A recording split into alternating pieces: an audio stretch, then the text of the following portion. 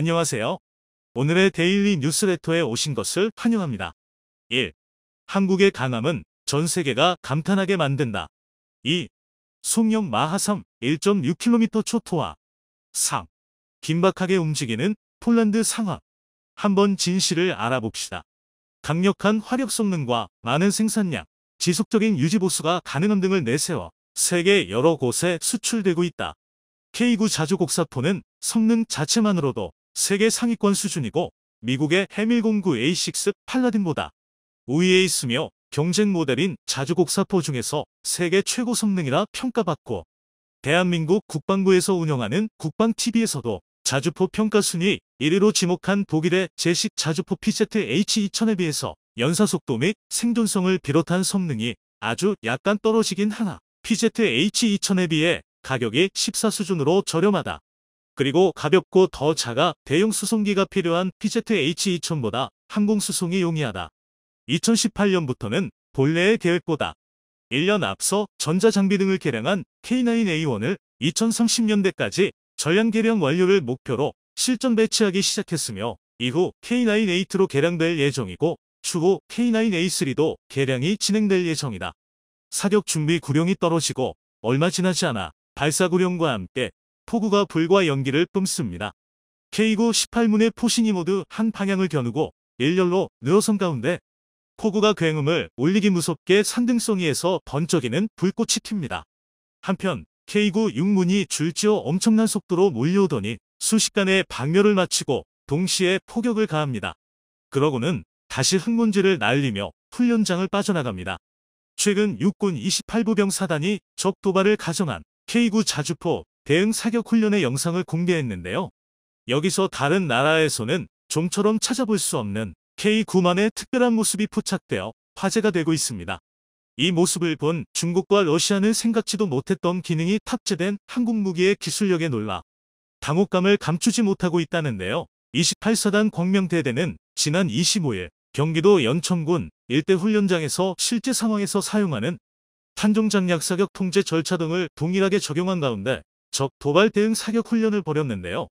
이번 훈련에 동원된 18문의 K9 자주포는 보동의 자주포 훈련에서의 방열태세와 다르게 포신을 고각으로 세우지 않고 1.6km 앞의 표적을 직접 겨누고 있었습니다. 보통 자주포는 전차처럼 근거리 전투를 상정하고 설계되지 않습니다. 시야 밖의 표적을 노리고 지형을 넘어 곡사하는 것이 기본적인 운용 교리이기 때문이네요. 비교적 가까운 표적을 직접 조준해서 직사로 쏴 맞추는 상황을 가정한 이번 훈련은 자주포의 일반적인 운용법이 아니었던 것이죠. 자주포는 전차에 비하면 훨씬 취약한 장갑을 두르기 때문에 이렇게 직사를 해야 하는 근접 전투 상황은 가능하면 마주치지 말아야 합니다. 하지만 전장에서는 무슨 일이 일어날지 알 수 없는 법. 전차와 마주하는 상황이 없으리라고는 단정할 수 없고 그래서 항상 대비해야만 하죠. 그런데 K9의 경우에는 대비해야 하는 상황 중 하나 정도가 아니라 평시에도 직사 응용을 상정한 듯한 모습이 속속 드러나 충격을 주고 있는 것인데요. 이에 더해 포구 초속 측정 장치를 달아 포탄이 포신을 떠나는 순간의 속도를 계산하여 포탄 사격의 5차 3할 이상을 잡아낼 수 있게 되었는데요. 그 덕분에 직사 대응 사격 시의 차탄은 물론 초탄의 명중률까지 크게 올라갔습니다. 이에 대해 광명부대 포대장 김진영 대위는 포탄 사격 시 발생 가능한 오차 중 36에서 44%가 포구 초속에 의해 나타난다. 장비와 장약의 차이에서 포구 초속 차이가 발생하는데 포구 초속 측정 사격을 통해 오차를 최소화할 수 있다고 밝혔습니다. 자동 방열 시스템과 연사력, 포구 초속 측정 장치의 시너지는 K9이 직사를 할 때조차 곡사와 다름없는 성능을 뿜어낼 수 있게 해줍니다. 포탄을 40km나 날려보내는 K9의 주포로 155mm 고폭탄을 직접 조준 직사당하면 장갑을 뚫는데 특화된 성형 착략탄이 아니더라도 외부 사통 장치나 궤도를 파괴해서 3세대 전차까지 무력화 내지 반파시킬 수 있다고 하죠.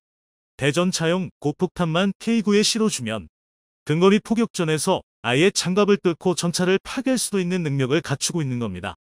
심지어 그러면서도 상대방이 쏘는 고폭탄의 포갑과 파편에 대한 생존성을 보장받고 14.5mm 중기관총과 대인지뢰에 대한 완벽한 방어력 역시 제공하는 강철 장갑제까지 두르고 있죠. 그리고 K9의 출중한 성능을 극한까지 끌어올려주는 기동 성능. 1000마력 엔진이 뿜는 최고 속력 시속 60km의 기동성은 1.5m 수심의 강과 2.8m 너비의 참호, 75cm의 수직 장애물로도 막을 수 없습니다. K9의 유기압 현수 장치는 이러한 홈지 돌파 능력을 제공하는 동시에 포격의 반동까지 조준을 최대한 유지하면서 흡수할 수 있죠. 이러한 기동 성능을 최대한 살리면 초탄 명중 후 탄도를 역추적 당하기 전에 빠르게 다른 진지로 이동한 진지에서 자동 방열 후 30초 만에 재사격하는 신출귀몰한 슈트스쿠트 작전을 펼칠 수 있고, 직사 상황에서 역시 이런 기동성은 빛을 발합니다. 말하자면 한국은 유사시의 자주포인 K9도 마치 전차처럼 써먹을 생각을 품고 있다는 것입니다. 일단 K9는 직사 성능 자체가 매우 뛰어납니다. 자주포의 직사는 곡사 간접 사격에 비해 훨씬 강력한 화력을 뿜어낼 수 있는데요. 간접 사격의 화력은 표적 직격시가 아니라 지근거리 폭발 시 표적에 줄 수 있는 피해를 기준으로 산정하는데, 곡사로는 전표적의 정확한 명중이 쉽지 않기 때문입니다. 반면 직접 사격은 탄도를 그리며 수십 킬로미터를 날아갈 수 있는 운동 에너지를 표적에 직접 꽂아 넣는 사격이죠.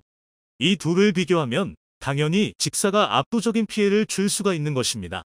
다만 아군의 관측 지원을 받아 확보한 표적 좌표를 바탕으로 각도와 장략을 계산해서 쏘는 곡사와는 달리 직사 상황에서는 표적 식별도, 조준도, 발사도, 재조준까지 모두 포수가 맡아야 합니다. 그래서 포수의 역량 차이에 따라 직사의 성공률은 천차만별이며 작전에서 중요한 역할을 맡길 만한 신뢰성은 기대하지 않고 비상시에만 고려하는 운용법 취급을 받죠. 그런데 K9에 적용된 한국만의 기술력은 이런 직사 운용에도 신뢰성을 부여합니다. 먼저 자동 방열 시스템이 있는데요. 여기서의 방열은 열을 내보내 포신을 시키는 방열이 아니라 화포의 사격 준비 태세를 말하는 방열입니다. 즉 K9는 적을 식별해 조준 후 발사하고 반동으로 어긋난 조준을 다시 수정해 차탄을 쏘는 일련의 방열 과정을 포수한테만 맡기지 않고 외부의 사격 통제 체계를 통해서 전부 자동으로 수행할 수도 있다는 것입니다. 다음은 연속 사격 성능입니다. K9는 직사를 하지 않을 때도 최대 사거리 40km, 15초 안에 3발을 쏘는 급속 사격과 3분 연속, 분당 6발을 사격하는 최대발 사속도 사격이 가능하죠. 첫 3발은 5초에 한 번씩, 그 다음 24발은 10초에 한 번씩, 40km 밖의 표적 머리 위에다 155mm 고폭탄을 쏟아버릴 수 있다는 것입니다. 이걸 직사할 경우 탄속이 초속 1000m, 마하 2.9에 달합니다. 그리고 K9 운용부대는 이러한 기동을 살리는 훈련을 상시 진행하고 있죠. 이렇게 자주포 하나에 몰아넣기에는 과하다 싶은 성능을 갖추고 있다 보니 설계부터가 적어도 전차와의 일시적 근접전 혹은 전차로의 전용까지를 염두에 두고 있는 게 아니냐는 말이 나올 만도 한 것입니다. 최근엔 폴란드가 한국과 방산 빅딜을 진행하면서 K9 자주포 역시 648문이나 사갔는데요. 덕분에 K9의 직사 포격을 가장 먼저 얻어맞을 나라는 러시아가 될 가능성이 기졌습니다. 폴란드가 K9를 이토록 매력적으로 생각한 이유가 바로 곡사와 직사를 자유자재로 넘나드는 성능 때문이라고도 할 수 있는데요. 폴란드의 북쪽은 강이 흐르는 평지, 남쪽은 산지로 폴란드군은 두 가지 지형 모두에서 싸울 수 있는 성능을 갖춰야만 합니다. 그리고 우크라이나 무기 공여로 인해 전력 공백이 발생해 발등에 불이 떨어진 폴란드는 한 가지 무기만 구매해 양쪽 전장을 모두 지배할 수 있기를 원할 것입니다. 한 가지 무기만 구매해 양쪽 전장을 모두 지배할 수 있기를 원할 것입니다. 그런 점에서 K9는 평지에선 화력 지원을 하다가 적 전차에 전선이 돌파당하면 직사로 전환해 근접전을 수행하고 산 뒤에선 40km에 달하는 사거리를 살려 산등성이 너머로 포탄을 뿌리는 폴란드가 원하는 바로 그 성능을 지니고 있었던 것이죠. 이러한 성능은 비단 폴란드뿐만 아니라 산과 평지가 조합된 전장이라면 어디서라도 엄청난 강점인데요. 폴란드가 나토를 대표해 한국 무기시장에 와서 지갑을 연 만큼 K9의 수출 역시 추후 나토에 소속된 여러 국가까지 확대될 전망입니다. K9의 개발 과정 비화 중에서 사격시험 중 안타깝게 목숨을 잃은 연구원의 이야기가 있죠. 1997년 K9 실용 시제 1호기는 현 한화디펜스의 전신인 삼성테크인 연구원들이 참여하는 최대발 사속도 기술 시험을 앞두고 있었습니다. 시제기 개발과 시험평가 때부터 팀워크를 다져온 포반장 국과연 강신천 선임연구원, 사수 삼성테크윈 정동수 대리, 부사수 국과연 조기호 기술원, 탄약수 삼성테크윈 안병철 대리가 차례로 탑승했습니다. 이들은 그동안 사격 때마다 장비의 이상 유무 판단과 점검을 완벽에 가깝게 수행해왔죠.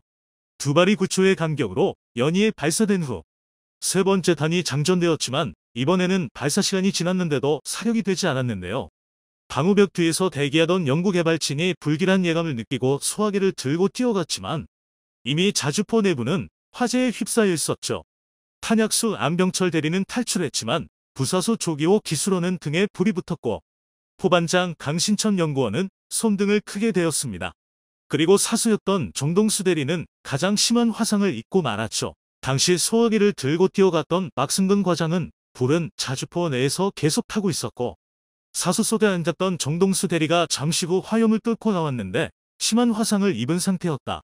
사람의 정신력이란 게 대단한 것이 그 상황에서도 내 목소리를 알아듣고 다른 사람들은 다친 데 없느냐고 묻고는 고동으로 신음하기 시작했다. 이것이 그와 내가 나눈 마지막 대화였다. 고 증언했습니다. 결국 정동수 대리는 연구개발진 모두의 염원에도 불구하고 한 달 후 34세의 나이의 부인과 아들을 남겨놓고 세상을 떠나고 말았죠.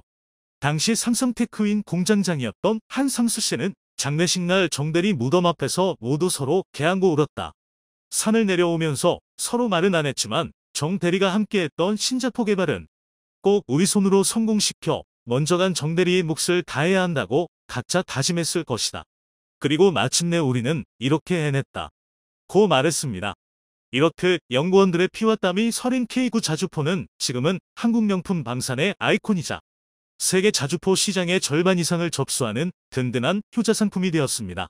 K9 자주포가 성능은 물론 가격까지 세계 최상위급 스펙을 달성해 누구도 감히 따라올 수 없는 지위를 선점할 수 있었던 것은 가족과 나라를 지키기 위해 내 항문불사를 각오가 있는 한국인의 한과 얼이 녹아있기 때문 아니었을까요?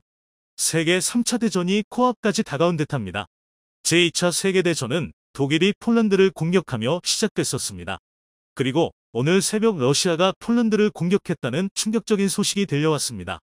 폴란드군은 즉시 정군에 총동원령을 내리고 비상준비 태세를 명령했는데요.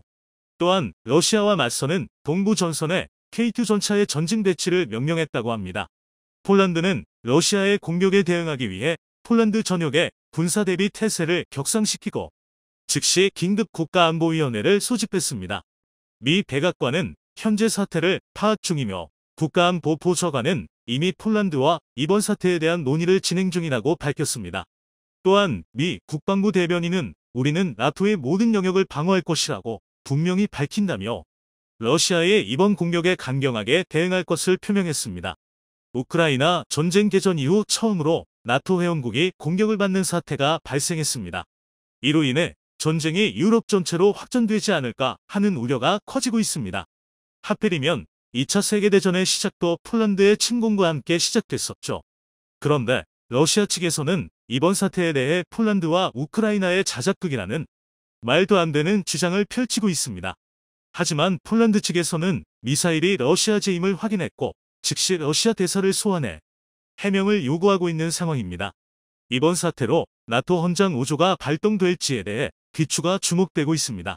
나토 헌장 5조란 회원국 가운데 한 나라가 공격을 받으면 회원국 전체에 대한 침공으로 간주하고 개별 회원국들이 집단으로 대응한다는 내용으로 나토 동맹을 유지하는 핵심 조약이라고 할 수 있습니다. 2001년 미국 본토가 공격당한 9.11TX 당시 나토 헌장 5조가 처음으로 발동됐었고 이후 단 한 번도 발동된 적이 없었습니다. 현재 폴란드의 요청으로 나토 헌장 4조 영토 보전과 정치적 독립 또는 국가 안보가 위협받고 있다는 특정 회원국의 의견이 있을 경우 회원국이 함께 문제 협의가 발동되어 나토 회원국들의 긴급협의 회의가 소집된 상황입니다. 4조로 소집되는 회의는 5조를 발동하기 위한 바로 전 단계에 해당되는데요. 만일 러시아의 의도적인 공격임이 확인된다면 나토 헌장 5조가 발동되기에 충분한 근거가 될 수 있습니다. 하지만 일각에서는 이번 사태의 결말이 엄중한 항의와 경고에 그칠 것이라 예상하고 있기도 한데요. 미국에서 러시아와의 확전을 우려하고 있기 때문입니다. 나토의 본격적인 참전은 안 그래도 핵무기로 전 세계를 협박하고 있는 푸틴을 자극해 정말로 핵전쟁으로 이어질 수 있다는 위험을 안고 있습니다. 러시아에서 이를 노리고 나토의 분열을 획책하기 위해서 벌인 것이라는 주장도 나오고 있습니다. 하지만 미국은 몰라도 유럽 국가들은 이번 사태를 심각하게 바라보고 있는 듯합니다. 나토뿐만 아니라 EU도 이번 사태에 대응하기 위해 긴급협의 회의를 소집했다는 소식이 들려왔습니다. 샤를 미셸 EU 정상회의 상임위장은 현재 인도네시아에서 개최 중인 G20 정상회의에서 EU 긴급 정상회의 소집을 요청했습니다. 미셸 의장은 SNS를 통해 방금 마테우스 모라비에츠키 폴란드 총리와 이야기를 나눴고 폴란드 지지에 대한 EU의 완전한 통합과 연대를 보장했다며 나는 16일 발리에서 G20 참석 EU 정상들의 협의 회의를 제안한다고 밝혔습니다. EU 역시 폴란드에 지지를 보내며 만약에 사태가 벌어질 경우에 대비하고 있습니다. 러시아 측은 이번 사태에 대해 어떤 책임도 없다고 혐의를 부정하고 있는데요. 폴란드는 정군의 준비태세를 명령하며 언제라도 방어에 나설 준비를 마쳤습니다. 그리고 폴란드로 향한 K2 흑표 전차와 K9 자주포가 러시아와 맞서는 폴란드 최전선인 동부전선에 배치되었다는 소식이 들려왔습니다. 폴란드 국방부 장관 보아시우차크 부총리는 폴란드 육군 제16기계와 사단에 K2 흑표 전차를 배치한다고 밝혔었습니다. 또한 K9 자주포는 폴란드의 K9파급형인 크라무와 함께 운용될 예정입니다. 숱하게 침략당했던 역사를 가지고 있었던 폴란드이기에 이번 사태에 신속하게 군을 배치하고 대응하고 있는 모습을 보여주고 있습니다. 러시아의 폴란드 공격은 개전 이후 최악의 자충수가 될 것으로 예측되고 있습니다. 한편 러시아의 이번 공격이 사고였을 것이라는 주장도 제기되고 있는데요. 폴란드가 공격당한 것과 동시에 우크라이나 전역의 개전 이후 최대 규모의 대규모 공습이 이루어졌었는데요. 현지 시간 15일 우크라이나 수도 키이우를 비롯한 전국 주요 도시에 미사일 공격이 퍼부어졌습니다. 지난 공격과 마찬가지로 주요 기반시설에 미사일 공격이 집중되면서 우크라이나 전역에 정전 피해가 발생했습니다. 젤렌스키 대통령은 지금까지 탄도미사일 85발이 날아든 것으로 파악된다. 추가 공격이 예상되니 피난처에 머물러 달라고 밝혔습니다. 우크라이나 방공군은 지난 폭격 이후 긴급히 서방에서 들여온 방공 시스템으로 약 70발의 미사일을 격추했다고 발표했습니다. 하지만 방공망을 뚫고 떨어진 미사일로 이번에도 민간인들이 무고한 생명을 잃어야 했습니다. 우크라이나로 미친 듯이 쏟아붓던 미사일이 폴란드까지 닿은 것이라는 분석이 나오고 있습니다. 그렇다면 공식적으로 유감을 표하고 사과하면 끝나는 사태임에도 러시아는 뻔뻔하게 혐의를 부인하고 있습니다. 이번 사태로 러시아가 정전을 위한 우크라 평화협정을 결코 합의할 생각이 없다는 게 드러났습니다. 드미트로 쿨레바 우크라이나 외무장관은 트위터에 러시아가 쓴 미사일이 지금 우크라이나 전역의 기반시설을 망가뜨리고 사람들을 죽이고 있다. 이게 러시아가 평화협상에 대해 해야 할 말이다. 우크라이나에 러시아의 최후 통첩을 받아들이라고 하지 말라는 글을 올렸습니다. 우크라이나와 폴란드 공격이 벌어진 것과 같은 날 러시아 타스 통신은 블라디미르 푸틴 러시아 대통령이 외국 시민권을 보유한 러시아인과 러시아 영주권을 가진 외국인 등 이중 국적자들을 징집할 수 있도록 하는 병역법 개정안에 서명했다고 보도했습니다. 이제 외국인을 대상으로도 강제 징집을 할 수 있는 법적 근거가 마련된 것입니다. 2020년 기준 이중 국적을 가지고 있는 러시아인은 54만 명에 달합니다. 또한 개전 이후 러시아로 넘어가 러시아 영주권을 받은 우크라이나인은 360만 명으로 추산되고 있습니다. 이번 개정안을 통해 수십만의 추가 징병이 가능할 것으로 예측되고 있습니다. 우크라이나와 서방 국가들 때문에 전쟁이 지속되고 있다고 주장하면서 전쟁을 계속하기 위해 외국인까지 징집하고 민간인 거주구를 폭격하더니 이제는 폴란드까지 공격하는 푸틴의 어리석은 행보가 계속되자 러시아의 몇 안 되는 우방인 중국조차 이번 사태에 대해 러시아의 등을 돌려버렸습니다. 리커창 중국 국무원 총리가 러시아의 무책임한 핵 위협과 무모한 군사적 행동에 대해 중국이 불편함을 느끼고 있다고 밝혔습니다. 로이터 통신의 보도에 따르면 미 행정부 고위 관계자는 리 총리가 중국 러시아의 동맹 관계에도 불구하고 러시아 측의 무모한 언사와 활동에 대해 부인할 수 없는 불편함을 느끼고 있다고 전했습니다. 관계자는 중국이 러시아의 군사작전에 놀랐을 뿐만 아니라 심지어 조금 당황했을 것이라는 것도 부인할 수 없다고 덧붙였습니다. 중국이 대만을 침략하겠다는 군사적 야욕을 보이며 무도한 행보를 보이고 있지만 아슬아슬하게 선을 넘지 않으려는 계산이 숨어 있습니다. 하지만 푸틴의 앞뒤를 가리지 않는 행보는 동맹국인 중국마저 등을 돌리게 만들고 있습니다. 독재의 가장 큰 문제점은 개인의 판단에 국가가 끌려다닌다는 점입니다. 합리적으로 생각한다면 지금이라도 당장 전쟁을 멈추어야 하겠지만 한 사람의 어리석은 판단과 욕심으로 수억에 달하는 사람들의 목숨이 저울질 당하고 있습니다. 연이은 사태로 푸틴이 절대로 전쟁을 멈출 생각이 없다는 게 여실히 드러났습니다. 푸틴 정권이 끌어내려지지 않는 이상 전쟁을 멈추고 평화를 되찾기는 어려워 보입니다. 대한민국도 이번 사태를 주시하면서 러시아의 무모한 움직임에 자극받은 북한이 이를 버리지 않을지 면밀하게 감시해야 할 것입니다. 영상이 도움이 되셨다면 구독과 좋아요 부탁드리며 오늘도 감사합니다. 최고로 멋진 하루 보내시길 바랄게요.